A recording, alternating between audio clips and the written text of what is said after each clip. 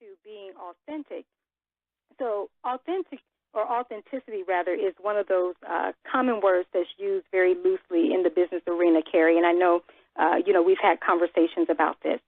And unfortunately, most don't truly understand what it means to be authentic and to keep it real. Do you agree, Kerry? Oh, I agree wholeheartedly. Wholeheartedly. Yeah. And I think it's, there's been so many people that have really built out a niche market just on that term alone. And, again, I don't like the term. I always compare it to, because when I first heard the word authentic is years ago, for the people who can remember this, ragu, the spaghetti sauce. If you remember that commercial, 26 authentic herbs and spices go into every jar. Well, that's when I think of authentic, I want to either, hand them a coupon so they can buy a jar of ragu at 30 cents off, or it drives me crazy, because most of the people who talk about it have turned it into something completely different. Completely different. No, I agree. And here's the deal. See, if you don't know who you are and you haven't effectively embodied, I would like to say, self-mastery on a certain level, then you can't possibly know how to show up authentically or keep it real, because you haven't become real with yourself.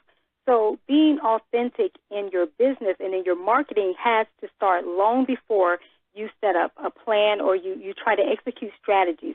As I mentioned earlier, if you are not authentically being who you are in your everyday life in general, then you will not succeed at being authentic in your business, because it all ties together. And, I hear several teach on this subject, and Kerry, again, we have multiple conversations about this, several that teach on this topic about being your true authentic self, but then they will turn right around and provide you with a cookie-cutter model that tells you to do exactly what they did to get the results, instead of teaching you how to access your own unique factor. And sure, can we take concepts from people and model it in our own authenticity? We can. However, it's still going to go back to first knowing your true authentic self, as a person and as a professional. And as it relates to mindset, you have to embody the mindset that you need to show up in your own authenticity, but you have to be real. Sure, can you tweak certain things about your personality so that you can be attractive to your audience? Absolutely. But you want to be careful that you don't become something that you're not. So I have a lot of different dynamics to my personality, which can be very warm, very kind, very sweet.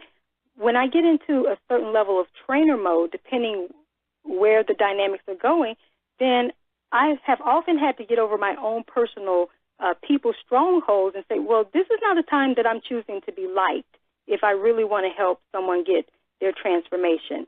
In the process, they may not really appreciate it, but in the long term, they will, and they will thank me, and it never fails. So even as you related to changing who you were, of being sort of a little rough around the edges, and someone said to, integrate or incorporate more of your feminine approach. But if you were doing that in a way that was not going to be aligned and congruent with who you are, then look at the results. You ended up attracting clients that were then going to actually sort of run the show for you, and you would have to keep shifting them. Then if you stood in your authentic place of power of who you are organically at the core, how you're oriented, then different results. And I've had, the same happen for me.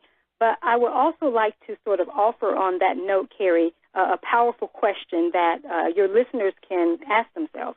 So as it relates to marketing and the mindset and lifestyle in general pertaining to authenticity, they can ask themselves, what areas in my marketing or lifestyle need to be authenticated more? I mean, that's a powerful question. When you don't know, am I showing up authentic? Am I truly being myself or keeping it real? What are the areas in your marketing or in your lifestyle that you need to authenticate more? Another thing, Kerry, that I've definitely been guilty of in the past is, as it relates to being authentic, is sometimes we're hiding out, and we sometimes don't even realize that we're hiding, or we're still wearing a mask, so to speak, because we're so concerned about what the marketplace is going to think about if we choose to do something different.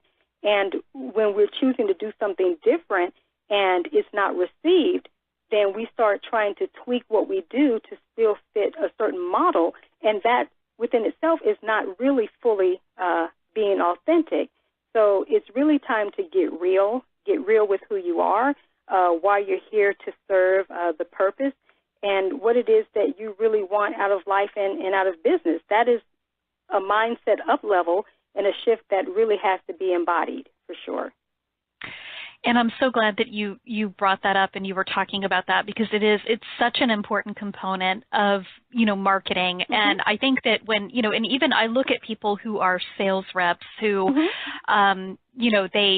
you can tell that they're holding something back with their personality. And it could be that they have more of a, I don't want to say an aggressive streak, but they're more of a type A personality, but someone's told them to hold that back. Yeah. And I think, it does hurt them in the long run, because if you have more of a stronger personality, and you're holding it back, and you bring someone on board that has a personality that's not going to mesh well with that, it's going to come to a head at some point. And usually what happens is it really can backfire in the long run, because you wind up losing them as a client or firing them because it's not a good fit, and then you have someone who's not happy at that point. Right. So definitely. It's not. And like I said, and I've learned that the hard way. I know you have too, and I think it's such an